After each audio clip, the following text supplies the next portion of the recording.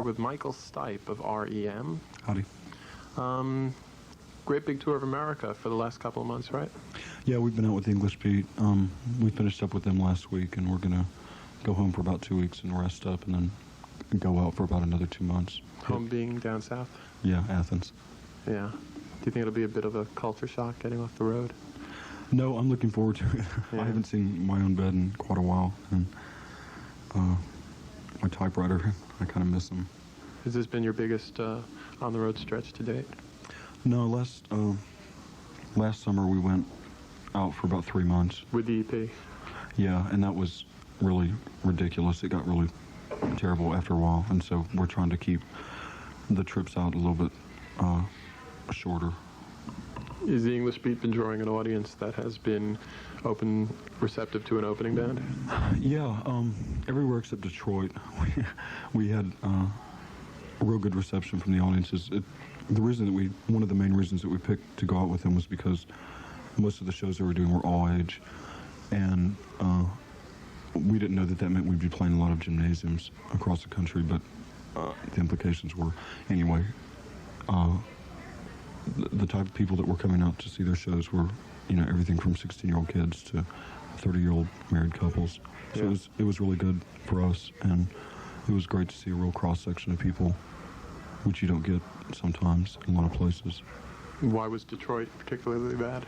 I don't know. I think that town's just got something against us. The first time we played there, we played for 8 people, and we did like this horror set that we used to use to torture audiences, when things were really going bad, like playing ABBA songs and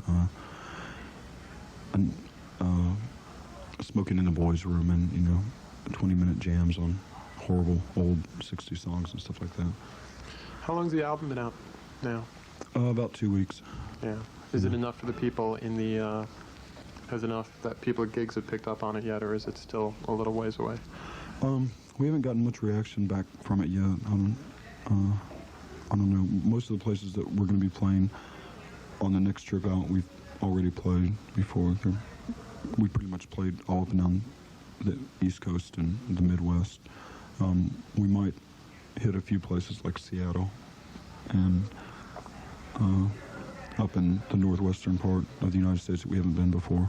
We'll probably avoid the Dakotas. I don't think Salt Lake City wants to see us. Yeah. How about south?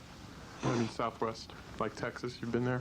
Yeah. We've been to Texas and Albuquerque and all those places. And Albuquerque's horrible. It's like what should be an oasis in the middle of this huge desert, and it's not at all. It doesn't have shade.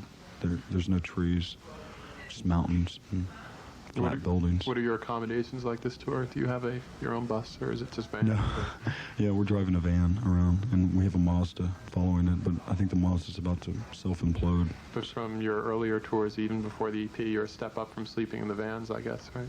Yeah, we finally broke down, and we're buying hotel rooms now, so or in a few places we're staying with friends, which is a little bit nicer since we're not, our income isn't that much or anything. It's good to cut corners as much as possible, I guess. What do you think people are making these days of a new band like R.E.M. that is using, I'll use the word using guitars, because I think most of the new music people are hearing on the, quote, new music radio stations around the country is music that is not using guitars. And here's R.E.M. band coming out maybe with that sort of the guitar values, as it were. My favorite new anecdote, about 2 weeks ago, I did an interview with a guy from a paper down in Florida, and he said that R.E.M. was one of 3 bands now that aren't using synthesizers and that are, that... 3. I know, and here's this guy that lives in America, and he was going by what he heard on the new music stations or what have you, which is mostly English syntho crap, and I didn't ask who the other 2 bands were. I was kind of afraid to, but I just said, what are you talking about? Look around you, there's so many American bands around, and most of them are probably guitar oriented, or certainly not syntho pop, except for a few like Ministry, who I'd just soon not think about anyway.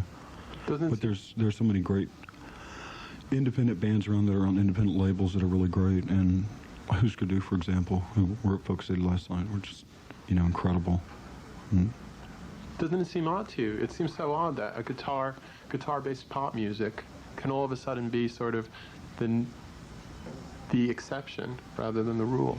Yeah, and that is kind of weird. I think the whole syntho thing has just kind of like the trend of the year or whatever, and it's gonna die out soon. You think I so? have nothing against synthesizers used properly, but I think most bands who are using them now don't really have a clue what they're doing or how to use them. They're using them more, just getting a beat and putting a repetition over it and like one or two hooks and putting some usually pretty ridiculous words over that and calling that a song. Vocals, yeah, and someone like Wall Voodoo, who are not my favorite band, but they use synthesizers probably more properly than most of the people that we're talking about. There's some excellent use of piano on the R.E.M. album. Who does that? Who's playing? Mike and Bill play most of the keyboards. It is actually, it's all piano. I think we have an organ in there at one time. Yeah. They're both, Mike's classically trained, I think. Okay, before we go any further, we should hear a song from R.E.M. The name of the album is Murmur, right? Right. And the first thing we're going to hear is Perfect Circle. Any comments on that before we play it? It's about my girlfriend. That's a stupid thing to say. Well, no. No. Not a stupid thing. No, it's one of my favorite songs on the record, actually. I like it because it's real slow and a little bit.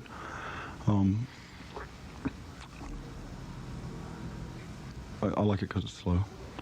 All right, Perfect Circle is from R.E.M., brand new album Murmur on WNYU. Circle, that's from R.E.M., and we're here tonight with Michael from R.E.M. on Music View. Hoo-ha. Hoo-ha. I thought the album came out, it's a great album, but I think it came out sounding a bit sort of, the moodier side of the band came out on the record, on the LP, as opposed to what you are live and as opposed to your earlier work. Would you disagree with that statement? Or? No, not at all. A lot of the songs are perhaps a little bit emotion-packed, or at least for me they are. I don't know. We kind of leave ourselves open to interpretation by whoever the listener is. For me, a lot of the songs are kind of sad. Right, because live you see you, and it's a very upbeat experience, but the album isn't all smiles. Yeah, well, live there's this kind of, there's a energy level that we reach, on a really good night, and I don't know, the stage thing, usually whenever I get up there, and I know Peter feels the same way, and Mike and Bill too, but just being on stage is such an absurd thing to do, and the whole. What do you mean? Well, just the whole thing about being in a band is so ridiculous, and I get up there and I kind of realize what I'm doing, and it's kind of silly, and so instead of being bogged down, it makes me laugh. Most of it. Yeah, I mean, it's kind of I think on the ladder of important things in this world, being in a rock band is probably a lower rung. But then again, being Secretary of State is probably way down there too, just below dishwashing, I guess. Yeah. But yeah, the songs do have a tendency to get maybe a little bit too depressing. I don't know. I think Peter's guitar is fairly uplifting, and there are some songs on the record that are pretty uplifting also lyrically, or whatever. Well, yeah. The album really brings out the bass playing, the mix anyway. I mean, in a way that I never heard it on your previous recordings and never heard it live. Yeah, that was something really nice about doing the album. With the EP, we recorded it in 2 days, and with the album, we had almost 2 weeks to work on it. So we were able to work with levels, work with a lot of the subtleties that get lost in the live show, and add in stuff like the piano and the vibraphone and pots and pans and all that stuff, that the Gregorian chant, background vocals, that stuff that we can't really pull off live and wouldn't want to try. And yet you weren't working on it long enough that you were throwing stuff in there that didn't really belong. No, it wasn't like Fleetwood Mac Tusk or anything. We banged it out pretty fast, I guess. I think 2 weeks for an album is pretty fast in the studio. I don't know. Yeah, but I imagine it's the most time you've ever had to record something. Yeah, that was a real luxury, kind of. I can see us doing the next whatever project we do, the next one much faster than that. Because I think we've kind of learned a little bit about the studio, and now we have a little bit clearer idea of how to use what the studio has to offer without overdoing it. I think a lot of bands these days are real overproduced and should perhaps simplify themselves a little bit. The whole feel of the record, from sort of the blue tinted pictures on the back, to the cover art and everything, is sort of, I think, very melancholy. As I mentioned to you before, sort of very early springish. I almost thought. Yeah. Murmur, certainly. Murmur is one of the 6 easiest words in the English language to say. I think it comes right after mama, which is probably why it was picked. Is there anything more to be said about that? About Murmur as a title? It's got nice implications, I guess. I was kind of terrified that some really smart critic was going to make this whole case against, the indecipherable vocals and all that stuff. But that's not how it was intended. I just think it's a nice word. I didn't think, I know Naomi disagrees with this, but I didn't think the vocals were particularly indecipherable. I think they're a lot clearer on the album than they were on, well, certainly on the single, because that was just a complete trash out. But as far as complete trash out. Well, as far as how the sound came across, it was a really good recording, and it was a good mix on Mitch's part. But when we went to pressing it, it was pressed really weird, and so that's where all that kind of cramps, Taft Falco, that just real muddy, washy sound that the single has. And on the EP, EP's sort of the other end of things, isn't it? We mixed the vocals down a whole lot on the EP, just because none of us were real sure of them, and again, we did it so fast. And this time, I think they're brought up kind of a little bit more on the record, on the album, than on the other stuff. Point? I don't know. Another song. Okay. How about Pilgrimage? Great. Anything you'd like to say about it? Yeah, I guess I could perhaps say that there, to me anyway, there are 3 points of view in that song. Which one the singer is taking, I'm not quite sure of yet. Pilgrimage, that's from R.E.M. We're here tonight with Michael from R.E.M. on WNYU-FM. The name of the show is Music View. Okay, the band's been together about 3 years, is that right? Yeah, 3 years and 2 weeks. 3 years and 2 weeks. And I guess you've been affiliated major label-wise about a year and a half, or is it a little more than that? I don't remember. It's been over a year. Right, whatever. You said something before about being in a band being a silly sort of thing and not on the list of priorities or whatever. Yeah, but, well, on the other hand, list of priority occupation, really everything that you can think of is kind of absurd. Right, and it's making you money and it's keeping you fed, so it's okay as an occupation. It serves you well. Since getting involved more with the higher end of the business, say the higher echelon, as opposed to, say, a van, sleeping in a van type of operation, how has your perspective changed? Not very much, really. I realize there's a lot of business to the music business. There's a whole lot more than I would have ever imagined.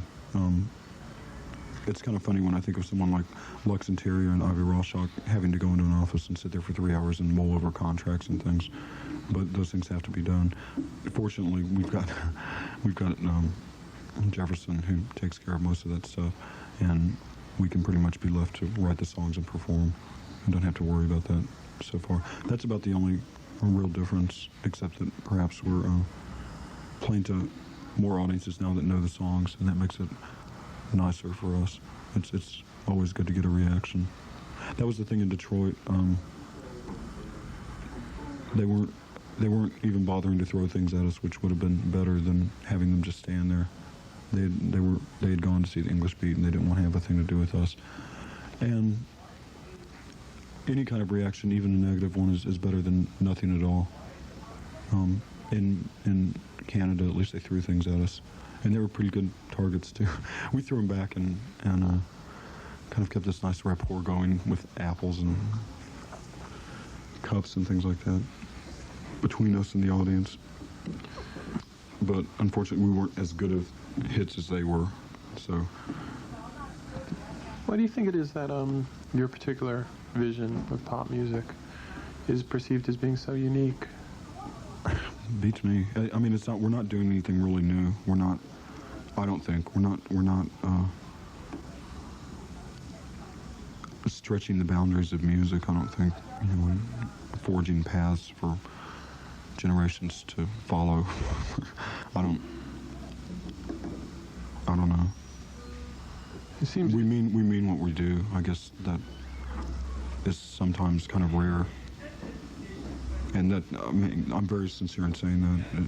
It might sound kind of ridiculous and self-proclaimed, but we really do mean what we're doing. Well, that's what I was going to say next, is just that your music sounds very honest, and hearing honest music makes me as a listener aware of the fact that so many bands aren't honest. Yeah, it's very possible that very honesty would be the thing that would turn a lot of people away from listening to the music, because it's just like liking a person individually or not liking them. And I guess it's kind of that way, except you're dealing with 4 people as a group instead. And the thing that's bothered me about some of the press about the band is they will want to, even your biggest supporters for years, have wanted to relate you to, say, 60s influences or past influences. And yes, the influences are there, but, you know, again, it takes away from the fact that basically what you're doing is honesty, is honest music. You know, people try to relate you too much to a pop tradition or to this is American pop, DB's, bongos, R.E.M., you know. And it's not really like that. I think you just stand on your own, and people should perceive it as that. I don't know. To my mind, I've never listened to 60s music, and I've never heard the Byrds, and I can say that honestly. I've never put a Beatles record on the turntable.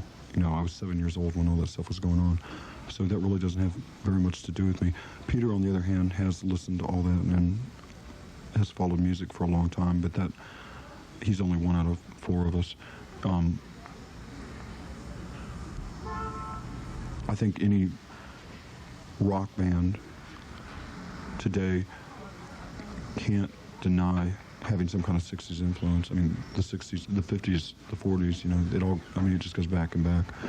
We're certainly not a retro band, I don't think. Right, and it seems that when people talk about you, they often talk about you in the sense just by the fact that you're playing guitar pop. Birds of the 80s. Right, people are relating you to some sort of nostalgia or retro thing, and that seems so unfair when all you're doing is being honest. Well, I guess they need some kind of target, you know, some kind of comparison to make, so that whoever is reading the article or whoever they're talking to or what have you has maybe a clear idea of what they're talking about.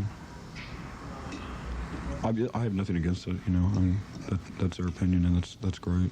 I don't know what, and we, out of trying to find something to call the music, you know, 8 months or 9 months ago, we started telling people that it was folk rock with a hyphen, and the reason that we said that is because folk rock 9 months ago meant absolutely nothing. I mean, it had no label at all. There was no one had done anything like that, you know. It's just a kind of innocuous term.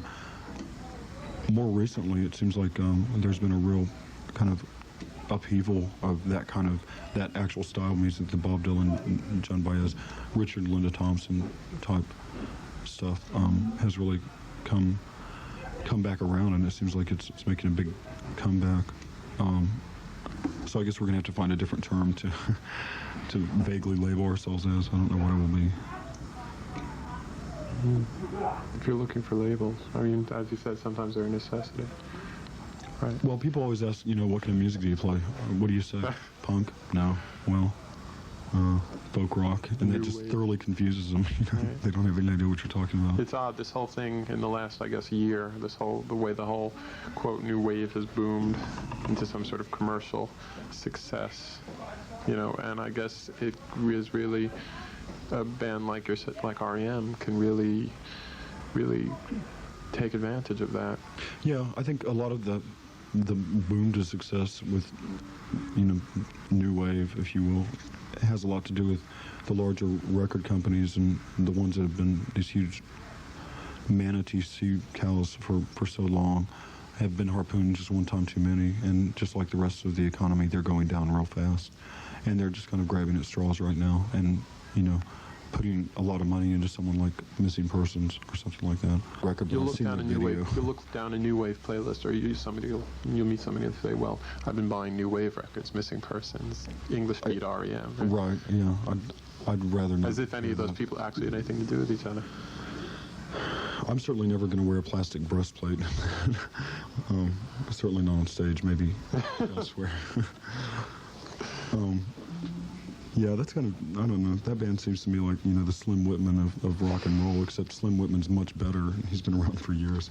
It just took television to get him famous. But what we're getting at is that R.E.M., despite that ignorance, can definitely use this to their advantage, can't they? Yeah, I suppose. Although we're not, consciously using it to our advantage, we're certainly not grouping ourselves in with people like that when we try to book dates or when we talk to people about what we're doing. I don't think I've honestly used the term New Wave in 4 years. It died with the rich kids, if it ever lived at all. And a friend of mine said the other day, I think I liked it a lot better before New Wave. We were walking down the street, and there were these people, just dressed to the nines. Just ridiculous, clubs with fake brick with fake graffiti spray painted on them and stripes and leopard skin, and who needs it? The irony being that it's they're buying your records, or hopefully will buy your records. Well, yeah, I guess. I mean, that's what I'm saying. It is very ironic. Yeah. I always like to. I hate seeing people inside of places with sunglasses on, and so unless they've got an eye problem or they're blind, and so I always tell people to take their sunglasses off whenever, which doesn't go over too well in some places. I think we're getting way off the point here. Yeah, I think I am. I think you're probably helping you along. I think we're also running out of time. Final questions. What's been a comfortable part of the country for R.E.M.? Comfortable? Yeah, I mean, you've been around the country, what, about 3 times now? Yeah, Something New York like has pretty good sofas. Minneapolis, I like Minneapolis a whole lot. I think that's a really great place. It has nothing to do with Mary Tyler Moore. Isn't it funny? It's one of those, Minneapolis being one of those places you'll always associate with a TV image. The way the Korean War will always be associated with Minneapolis, right? And nobody walks around Minneapolis throwing their hats up in the air on the sidewalk. It just doesn't happen. And I guess Athens. Are you from Athens? Is the band itself from Athens? We all moved there to go to school. Right. We'll always have its own associations with bands, with a scene. I mean, people will think of there being a rock scene in Athens before they will start thinking of the town for any other reasons. At least some people. Yeah, I guess so. Except for football fans, and that's true. We're not going to talk about what they think. Is that a valid way to think about Athens? No, that's one small part of what is a town. I mean, that's something that probably 95% of the people that live there don't know a thing about, except that they see these people walking around that don't look like exactly what they think college students are supposed to look like, perhaps. All right. It's a great statement to end with. I've got one more quick question. Okay. It's out of the blue, but I'm going to ask you about the lyrics to Catapult. Mm-hmm. What is that about? Is that anything in particular? Oh, God. I really can't say. It's got a real definite meaning for me, and it's got a real definite separate meaning for Peter and for the other guys in the band, but it's really, up for grabs. You tell me. What is it about? Well, I guess we'll leave that up to everyone's individual choice. This has been Music View for the last half hour, and we've been here with Michael Stipe of R.E.M.